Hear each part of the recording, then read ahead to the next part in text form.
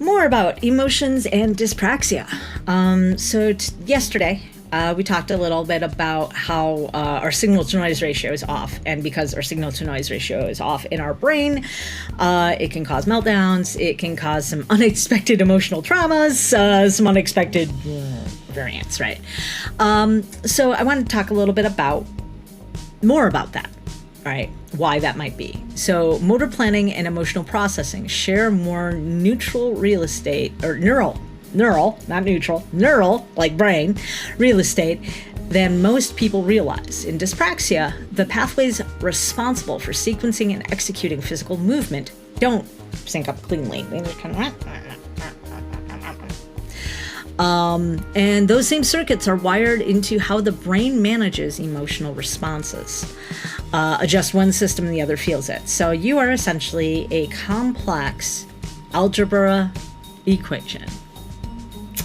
I'm going to let that sit for a moment because I realize that other dyspraxics may not have even gotten the opportunity to be in an algebra class because that all requires planning and sequencing and having your sequences together in mathematics, which is not a particular talent that is normally synonymous with the dyspraxic experience, right? So what one thing happens here, it affects the other here. And even though these systems don't overlap, they do. And it's very little wonder how we ever keep our stuff together at all. Like, really, when you think about it that way, it's like, oh, everything's off in my brain, and parts that shouldn't be doing things are doing things, and parts that shouldn't be doing things aren't doing things. And, it's just a mess, right?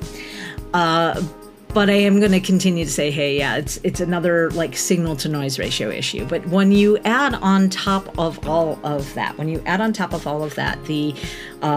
have to somehow manage in society as well, right? When we're having a hard time and sometimes emotionally regulating is just off the table for us. But, I still got a 9 to 5, so guess what I'm doing? It doesn't matter if I'm having a bad day, if I didn't sleep well, if any of that other stuff. I still got to go to work and I still have to associate with people on a regular basis.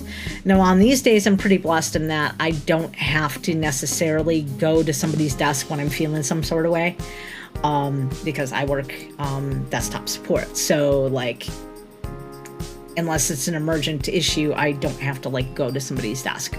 Sometimes I can just do a remote support queue situation and I can have them, log in and I can just take care of it.